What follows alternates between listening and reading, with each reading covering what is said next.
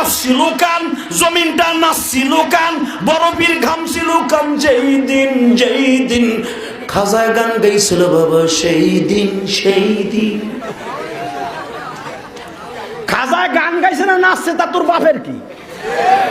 এইটাতে তুই গান জায়েজ করবি, হারামি কোথাকার। এ কথা কর না কেন? ওরা তো ওই যে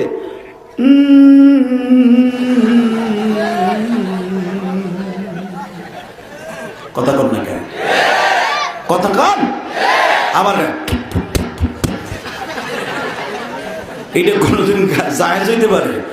এই ঢোল তবলা এগুলো সম্পূর্ণ হারাম। আল্লাহ আমাদের হেফাজত করে। আমিন। আজকে যুব সমাজ গানের দিকে নাই, আজকে যুব সমাজ হলো ওয়াজের দিকে। যে এলাকায় ওয়াজের দিকে থাকে ওই এলাকায় গান হয় কেমনে? ওর গান বেটা ইটার আদলা দিয়ে ভাঙ্গে ছুঁড়ে ফেলাবি, যা আছে আমি বুঝবো। আল্লাহু আকবার জোরে বল বেটা।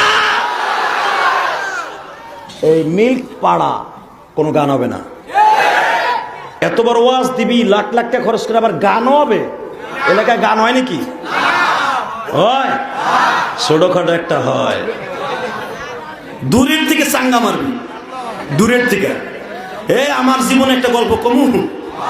ওই আমাকে দেশে আটটু শেলারা গান দিত প্রতি বছর। এরা কথা কই না, আটটু শেলারা গান দিত। তো গান দিতে দিতে মাশাআল্লাহ দেখলাম যে ভালো।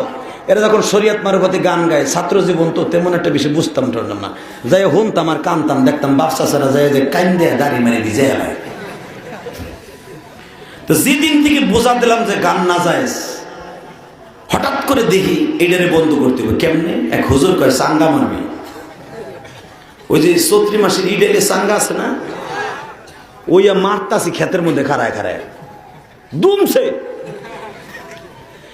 দোকানে কে কোন মাইরে নিয়ে দিয়ে বিল খারাইতে ভাই, এমন মার দিছি যে শিল্পীর ঘাড়ে একটা পয়রা ও ডোল তবলা নিয়ে দৌড় কয়, হ্যাঁ জেল বুথের আখড়া আছে, এখানে গান গাওয়ান যাবে। এমন মারা মারবি। গান বাদ্য হালাল না হারাম? আস্তে কথা করলে লুল হয়ে মরবি। গান বাদ্য হারাল।